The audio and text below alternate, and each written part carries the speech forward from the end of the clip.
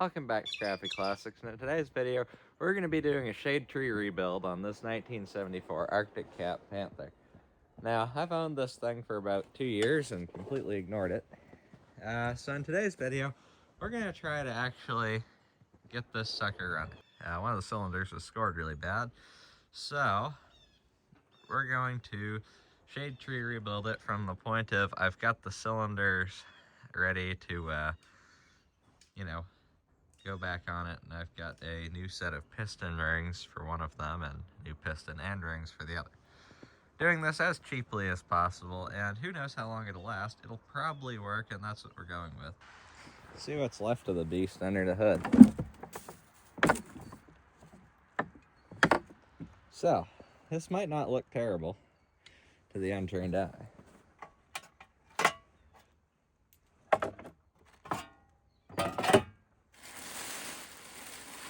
How's about now?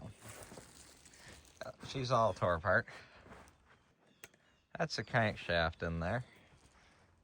And that thing you can see right there, that's a connecting rod. And that's a rod with a piston on it.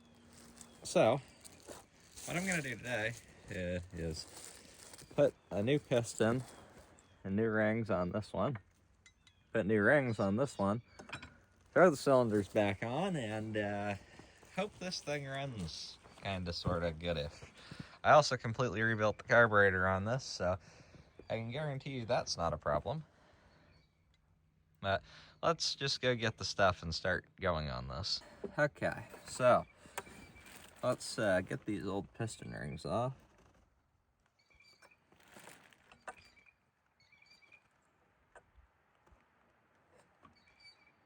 Looks like I'm gonna need a pick to do that on this one. They're in there pretty good.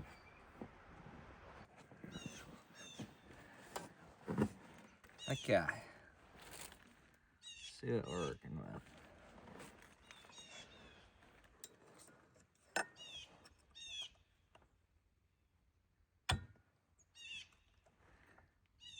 Come on, buddy.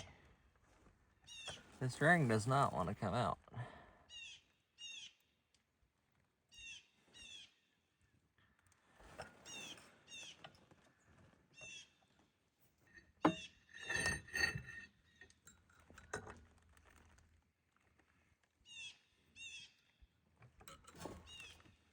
I'll be back when I get these rings off. They're being a pain. So as we can see here, I have this cylinder sitting on this bench, and there's an absolute explosion of parts in the background. But I bought this vintage piston kit off eBay, and we're going to install the piston.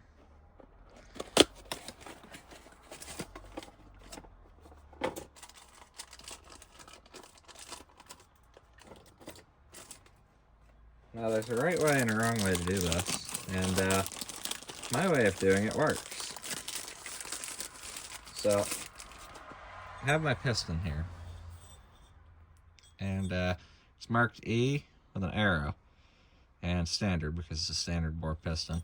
Now it fits down in there nice and good, and it's kind of what you want, but anyways, this arrow points to the E, which means that this needs to face the exhaust.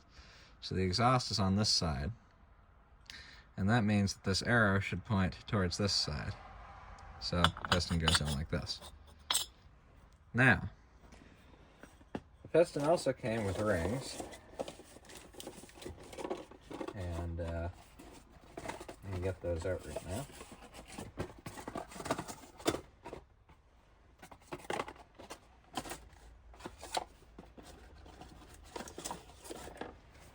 So, pop these rings out of this box. See what we're working with here.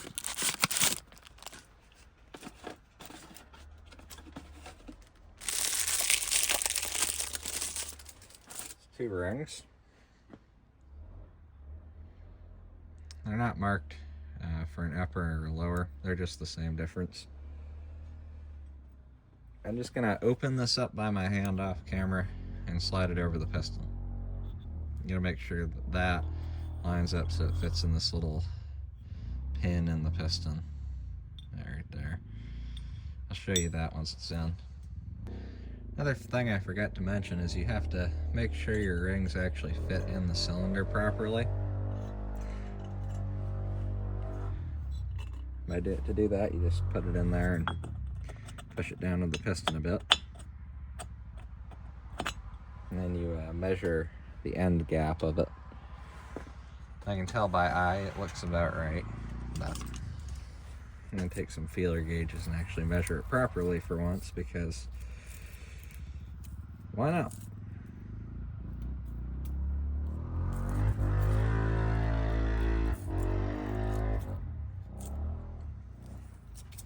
Let's see here.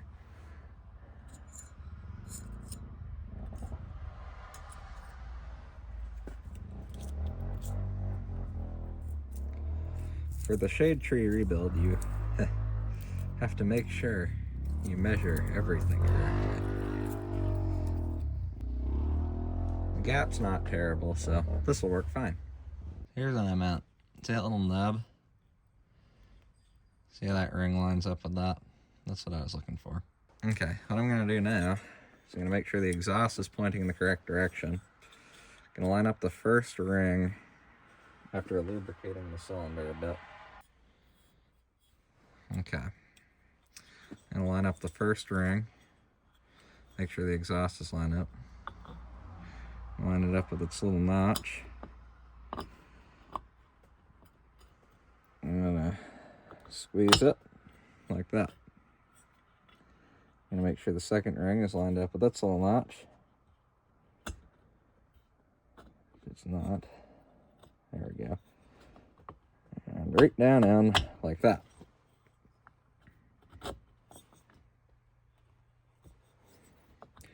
But you see, I messed up on my piston alignment, so I got to redo it. Don't you love it? Okay. First ring. Come on, bud. Get down in there. And the second ring.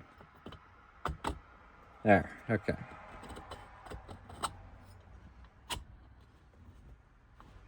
Pop it up a little bit. That way I can get the pin in it. I'm going to put a clip in on one side. Now, when you think about which side it's going to be, it's going to be this side. This side's the one that I'm going to have to put the pin in. So I'm going to put one of the pins, or clips, or whatever you want to call it. It's technically a C-clip, but I call it whatever I want to, because I don't have to use the correct terminology. It's my YouTube channel. If I want to call it a pin, I will. I'm going to put this in the hole. There's a little groove in there that this goes into. So, see if I can get it in there.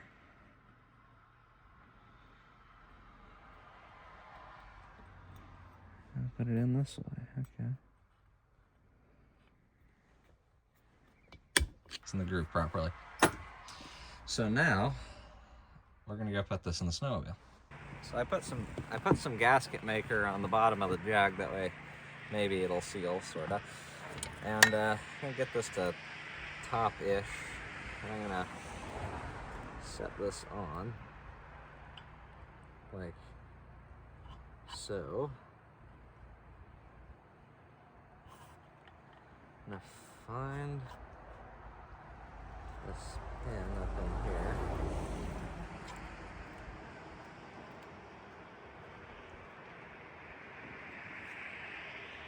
I'm just going to slide this in once it feels like it wants to.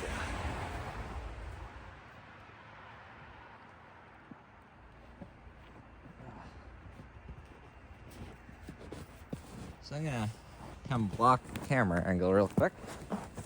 That's what I do best. Hold this up.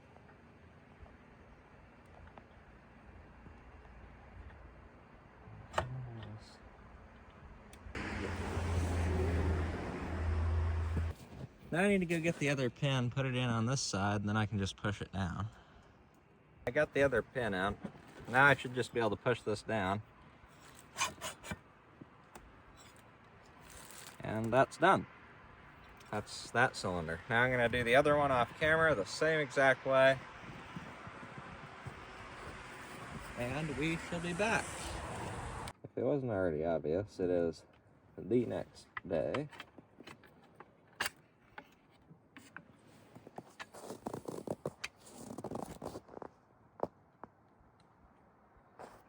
Trying to get this intake on.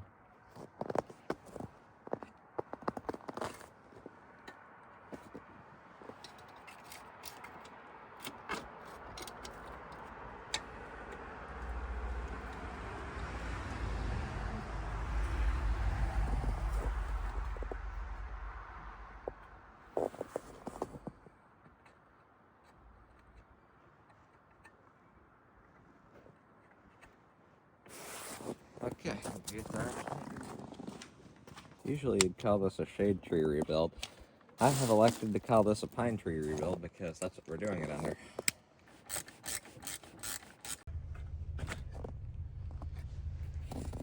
Got the exhaust put on it. Let's see if this sucker will start.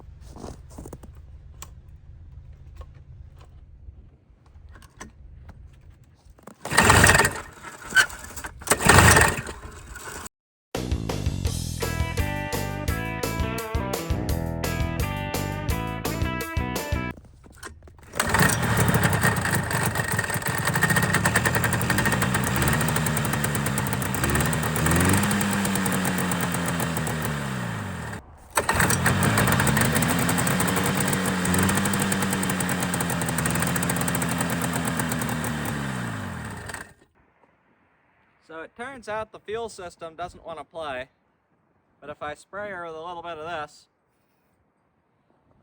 then I pull it over.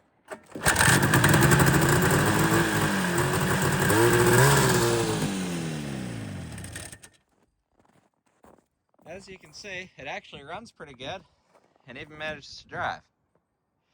So, what we're going to have to do with this is figure out the fuel system, and I'm out of time to put this video out, so looks like we're going to be doing a part 2 on this sucker. I guess I'll see you guys in the next video.